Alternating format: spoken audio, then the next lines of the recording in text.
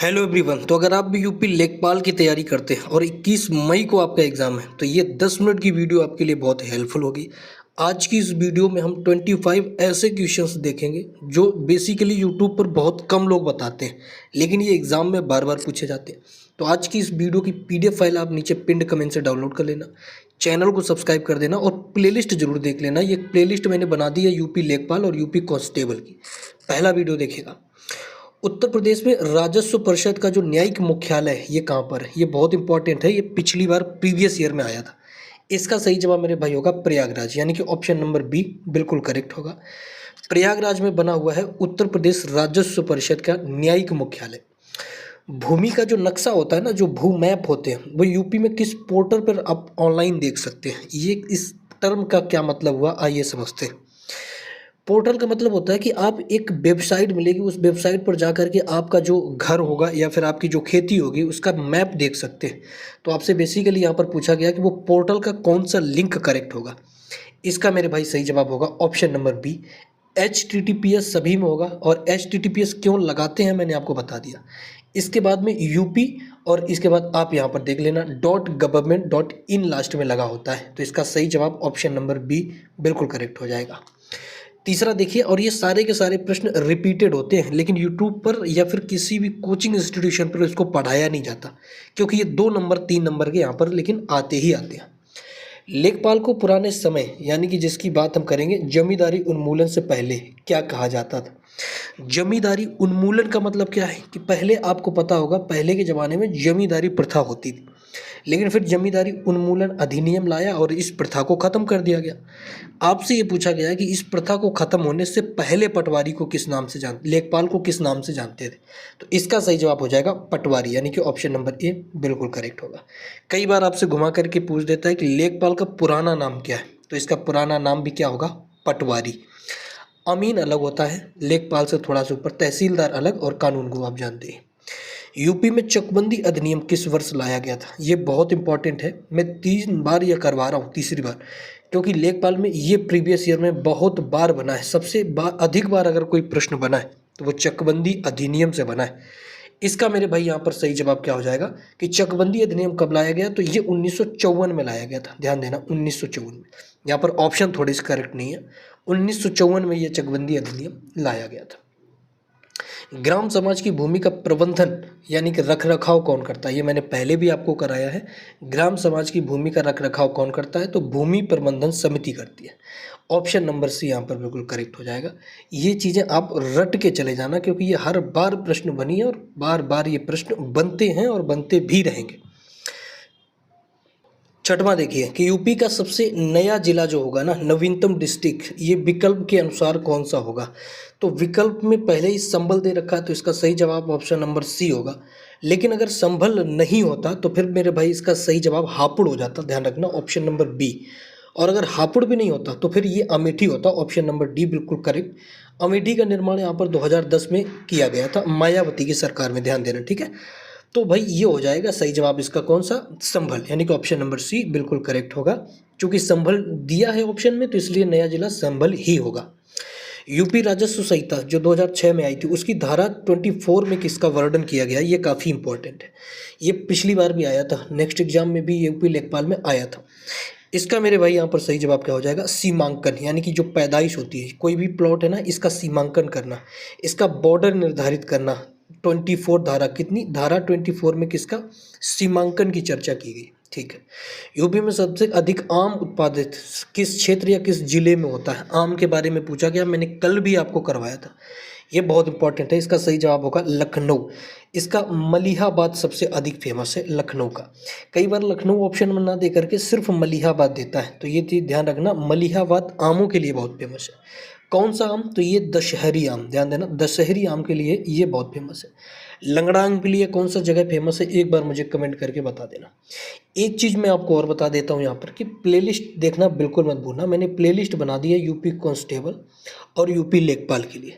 21 तारीख को अगर आपका एग्ज़ाम है तो बहुत हेल्पफुल होगी ये प्लेलिस्ट, क्योंकि यहाँ पर ऐसे क्वेश्चंस मिलेंगे जो कहीं नहीं मिलेंगे। और 8, 9, 10 तारीख को अगर आपको यूपी कांस्टेबल का देना है तो उसके लिए भी बहुत हेल्पफुल है, क्योंकि हम daily informative previous year questions लेकर के आते रहते हैं। खेती किसानी में इस्तेमाल होने वाली केसीसी का फुल फॉर्म क्या है? ये बहुत इंपॉर्टेंट है, ध्यान देना। केसीसी इसका फुल फॉर्म मेरे भाई यहाँ पर क्या होता है? इसका सही जवाब होता है किसान credit card. Option number A बिल्कुल यहाँ पर ठीक होगा। किसान के पास एक खेतीबाड़ी का क्रेडिट कार्ड बनता है, उस क्रेडिट कार्ड से वो लोन ले सकता है 0 इंटरेस्ट पर, यानी कि कोई भी इंटरेस्ट उसको देना नहीं पड़ता, या फिर देना भी पड़ता है तो मामूली सा, और उसको जो है यहाँ पर लोन मिल जाता है। उत्तर प्रदेश सरकार में घोषित यूपी का राष्ट्रीय जलीय जीव कौन सा होगा? तो जलीय जीव आपसे पूछा गया, कई बार आया एग्जाम में, गंगे डॉल्फिन होगा। ऑप्शन नंबर सी यहाँ पर बिल्कुल करेक्ट होगा। उत्तर प्रदेश का जलीय जीव कौन सा होगा? गंगे डॉल्फिन होगा। 1 ग्राम 1 स्वराज ग्राम घोषित करने के लिए न्यूनतम कितने घरों का होना जरूरी है? यानी कि किसी गाँव को गाँव क्यों बोलेंगे, लगभग उसमें कितने घर होने चाहिए कि हम गाँव बोल दें? अच्छा, मैं आपको बताता हूँ, यहाँ पर 5 घर बने हुए हैं, यहाँ पर मैंने मान लिया कि ये 5 घर बने हुए, क्या हम इन 5 घरों को गांव कह सकते हैं, ग्राम? तो आप कहोगे सर पता नहीं, कोई तो न्यूनतम जो उसका आंकड़ा होता होगा, वो न्यूनतम आंकड़ा तो होता ही होगा, तो उसी को तो हम ग्राम बोलते होंगे। तो इसका सही जवाब बच्चों ऑप्शन नंबर डी हो जाएगा। कोई समय सीमा नहीं होती इसकी। 10 घर को भी हम ग्राम बोल सकते हैं, 5 घर होगा उसको भी ग्राम बोल सकते हैं, और 2 घर भी उसको भी ग्राम। इसका कोई भी आंकड़ा नहीं होता है। बच्चे बहुत कंफ्यूज होते हैं, यहाँ पर ध्यान देना। 50 आंसर्स लगा करके आएंगे बहुत सारे। इसका कोई निश्चित समय सीमा वाला आंसर जो है ये बिल्कुल करेक्ट हो जाएगा। ऑप्शन नंबर डी इसका बिल्कुल राइट। यूपी में जायद की फसल का सही मौसम कौन सा होता है? जायद की फसल मैंने आपको अभी बताया ही था, कल की क्लास में ही आपको मैंने बताया कि जायद का फसल का मौसम कौन सा होता है भैया? तो मार्च से जून, यानी कि ऑप्शन नंबर सी बिल्कुल करेक्ट है। ये जायद की फसल का एक अच्छा मौसम होता है। खरीफ की फसल का मौसम मैंने बताया था शायद कल, एक बार कमेंट करके बताना कि आपको पता है खरीफ की फसल किस महीने में होती है। आधार प्रमाणीकरण के लिए खसरा और खतौनी, जो खतौनी जारी किया जाता है ना, जमीन रिकॉर्ड को सुरक्षित करने वाला, यूपी में कब अनिवार्य हुआ? जो खसरा और खतौनी जो जमीन के रिकॉर्ड को सुरक्षित करता है, ये प्रमाणीकरण कब आया? ये सर्टिफिकेट जो बना, ये किस वर्ष बना उत्तर प्रदेश के अंदर? काफ़ी इंपॉर्टेंट। इसका सही जवाब 2023 होगा। योगी आदित्यनाथ गवर्नमेंट में ये 2023 में एक फैसला लिया गया था कि जो आपकी खतौनी होगी उसको प्रमाणित करने के लिए एक आधार प्रमाणीकरण भी बनाया जाएगा। ये बहुत इंपॉर्टेंट है, रट के चले जाना, आएगा ये सीधा। उत्तर प्रदेश के शुरुआती विमानन इतिहास में पहला हवाई अड्डा कहाँ पर है? ये बहुत इंपॉर्टेंट है। फर्स्ट एयरपोर्ट आपसे पूछा गया है, यूपी का पहला एयरपोर्ट कौन सा था? इसका मेरे भाई यहाँ पर देख लेना, ऑप्शंस करेक्ट नहीं है, इसका ऑप्शन सही जवाब हो जाएगा प्रयागराज। यहाँ पर चारों के चारों ऑप्शंस ठीक नहीं है, लेकिन इसका सही जवाब होगा प्रयागराज। यूपी का सबसे पुराना हवाई अड्डा कहाँ पर है? ये है प्रयागराज में। ध्यान देना, लखनऊ ठीक नहीं है, कानपुर भी नहीं, बनारस भी नहीं, और इसके बाद आगरा भी नहीं। प्रयागराज इसका करेक्ट जवाब हो जाएगा। कृषि भूमि का डायवर्जन ये क्या होता है? ये गैर किसी कार्यों के लिए की गई उपयोग को की अनुमति कौन देता है? एक ऐसी भूमि जिसका कृषि के लिए उपयोग नहीं करते, हम किसी और के लिए उपयोग करते हैं, तो उस भूमि को किसी और के लिए उपयोग कर सकते हैं, इसका प्रमाण कौन देता है? इसकी अनुमति कौन देता है? मैंने मान लिया कि ये एग्रीकल्चर लैंड है, लेकिन आप इसके बीच में एक फैक्ट्री लगाना चाह रहे हैं, तो फैक्ट्री जब आप लगाएंगे तो किसी न किसी की अनुमति लेंगे कि इस एग्रीकल्चर लैंड में हम फैक्ट्री लगाने की अनुमति किससे लेंगे? ये काफ़ी इंपॉर्टेंट है। इसका सही जवाब होगा एसडीएम से, उप जिलाधिकारी, यानी कि ऑप्शन नंबर बी बिल्कुल करेक्ट होगा। एसडीएम से इसकी परमिशन लेनी होती है। उत्तर प्रदेश में कुल कितने राजस्व ग्रामों की संख्या होगी? लगभग बतानी है। राजस्व ग्राम ऐसे होते हैं कि जिन ग्रामों से राजस्व जाता है, भू राजस्व इत्यादि। इसका सही जवाब मेरे भाई यहाँ पर क्या हो जाएगा? 1,07,000। ऑप्शन नंबर बी मेरे भाई यहाँ पर बिल्कुल करेक्ट होगा। 1,07,000 ऐसे ग्राम होंगे जो राजस्व पे करते हैं, भू राजस्व इत्यादि।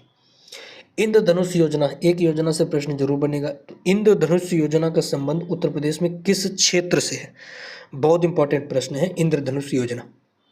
इसका सही जवाब होगा बच्चों और महिलाओं का टीकाकरण करने से, यानी कि ऑप्शन नंबर सी यहाँ पर बिल्कुल करेक्ट हो जाएगा। इसके बाद देखिए, गेहूं में, यूपी में गेहूं की खरीद का न्यूनतम समर्थन मूल्य, यानी कि एमएसपी, मिनिमम सपोर्ट प्राइस, ये वर्ष 2024-25 में कितना निर्धारित किया गया था? गेहूं का एमएसपी आपसे पूछा गया है कि 24 और 25 के टेन्योर में गेहूं का एमएसपी, मिनिमम सपोर्ट प्राइस, ये कितना निर्धारित किया गया? इसका मेरे भाई सही जवाब हो जाएगा 2,275 किलो प्रति क्विंटल, 75 रुपये प्रति क्विंटल। ठीक है, तो ध्यान देना, यानी कि 2,275 रुपये, इससे नीचे कोई भी व्यापारी गेहूं उत्तर प्रदेश का नहीं ले सकता है। लेकिन वो बात अलग है कि कोई एमएसपी ज़मीन पर उतर ही नहीं पाई। हकीकत तो ये है कि आज मैं भी यूपी से बिलोंग करता हूँ, लेकिन यूपी में गेहूं की अगर बात करोगे तो 1700 रुपये है ना, और यहाँ पर 1600 रुपये इस टाइप का होता है। यानी कि एमएसपी यहाँ पर कहने को कागज़ पर बना तो दी गई, लेकिन देता कोई नहीं है। कोई भी मिनिमम सपोर्ट प्राइस लागू होती नहीं है यूपी के अंदर खासकर। अब देखिए जरा, एक सामान्य कानून गो सर्किल यानी कि जो राजस्व निरीक्षक क्षेत्र होता है, जो कानून गो सर्किल होता है, उसमें औसतन कितने लेखपाल होते हैं? तो आपसे पूछा गया कि एक जो कानून गो सर्किल होगा उसमें कितने लेखपाल होते हैं। ये बहुत इंपॉर्टेंट है। इसका सही जवाब होगा 8 से 10 लेखपाल, यानी कि ऑप्शन नंबर बी बिल्कुल करेक्ट होगा। एक्यूरेट संख्या नहीं होती है, लेकिन 8 से 10 के बीच में होते हैं। 8 होंगे, 9 होंगे या फिर 10 होंगे। बुंदेलखंड क्षेत्र में किस जिले में यूपी का सबसे बड़ा सोलर पार्क स्थापित किया गया है? ये करंट अफेयर का क्वेश्चन है, ध्यान देना। ये करंट अफेयर में आएगा 100%। इसका मेरे भाई यहाँ पर सही जवाब क्या होगा? ललितपुर, यानी कि ऑप्शन नंबर बी बिल्कुल करेक्ट होगा। अब ललितपुर की अगर बात यहाँ पर की जा रही है तो मुझे बता देना CaCO3 सबसे अधिक चूना पत्थर कहाँ पाया जाता है? तो आप कहोगे भैया कहाँ पर? ललितपुर में पाया जाता है। सबसे अधिक चूना पत्थर कहाँ? ललितपुर में पाया जाता है। यहाँ पर हमीरपुर की अगर बात करेंगे तो ये बघेलखंड के पठार का हिस्सा है। चलिए, यूपी राजस्व संहिता 2006 के अनुसार धारा 80 का संबंध किससे है? अब धारा 80 आपसे पूछेगी। अभी हमने 24 डिस्कस किया, अब बताना धारा 80 का मतलब क्या है। तो इसका सही जवाब होगा कृषि भूमि का गैर कृषि उपयोग घोषित करना, यानी कि ऑप्शन नंबर ए बिल्कुल ठीक है। इसके पहले मैंने अभी आपको बताया था। मैं आपको एक बार फिर बता रहा हूँ कि प्लेलिस्ट मैंने बना दी है, इसको जरूर देख लेना। यहाँ से क्वेश्चन 100% फंसेंगे। 100 में से 50+ क्वेश्चन यहाँ से मैं फंसूंगा प्लेलिस्ट से, तो एक बार जरूर जा करके चेक कर लेना प्लेलिस्ट को। उत्तर प्रदेश में प्रति व्यक्ति वन क्षेत्र लगभग कितना है? एक व्यक्ति पर वन क्षेत्र कितना आता है एवरेज, ये आपसे पूछा है। इसका मेरे भाई सही जवाब होगा 0.01 हेक्टेयर, यानी कि ऑप्शन नंबर फर्स्ट बिल्कुल करेक्ट है, जो कि वन जीव फॉरेस्ट रिपोर्ट के अनुसार घटा है। ये घट गया, पहले काफ़ी आता था, अब घट गया, यानी कि जंगलों की कटाई बहुत अधिक हो रही है। ग्रामीण क्षेत्रों में त्वरित न्याय के लिए ग्राम न्यायालय अधिनियम संसद द्वारा कब बनाया गया? त्वरित का मतलब होता है तुरंत न्याय हो, उसके लिए ग्राम न्यायालय बनाए, हर ग्राम का एक न्यायालय। हालांकि ये उतर नहीं पाया ज़मीन पर, तो संसद ने इसको मंजूरी कब दी? इसका मेरे भाई यहाँ पर सही जवाब होगा 2008 में। 2008 में मंजूरी दी, यानी कि यहाँ पर मनमोहन की सरकार थी तब इसको मंजूरी दी गई थी। ध्यान देना इस चीज़ को। यूपी में बासमती चावल, काफ़ी फेमस चावल का ब्रांड भी होता है बासमती। जीआई टैग मुख्य रूप से किस क्षेत्र को मिला है? एक जीआई टैग से बनता ही है ना, एक जीआई टैग से प्रश्न यहाँ बनता ही है। इसका मेरे भाई सही जवाब होगा पश्चिमी यूपी। अब देखा होगा पश्चिमी यूपी में सबसे अधिक राइस का प्रोड्यूस होता है, उत्पादन सबसे अधिक कहाँ है? पश्चिमी यूपी। अच्छा, गेहूं के उत्पादन में भारत कहाँ पर स्टैंड करता है, बताओगे? यूपी किस नंबर पे? नवनियुक्त लेखपालों को कुल ट्रेनिंग यानी कि संस्थान प्लस फील्ड ट्रेनिंग कितने महीनों की होती है? आप लेखपाल बन के जाएंगे तो आपकी ट्रेनिंग कितने की होगी? पूछा गया कि ट्रेनिंग का समय कितना होगा आपका, फील्ड का भी और संस्थान का भी, दोनों का बताना है। इसका मेरे भाई सही जवाब होगा 12 महीने, 1 साल, है ना, 1 ईयर्स की आपकी ट्रेनिंग होगी। ये कुछ इंपॉर्टेंट क्वेश्चंस थे 25। कमेंट पे बताना कितने ठीक आपने कर पाए, क्योंकि ये ऐसे क्वेश्चन थे जो आते हैं लेकिन कराता कोई नहीं। PDF नीचे से डाउनलोड कर लेना और प्लेलिस्ट जरूर देख लेना। मिलेंगे नेक्स्ट क्लास में, तब तक के लिए जय हिंद, नमस्कार।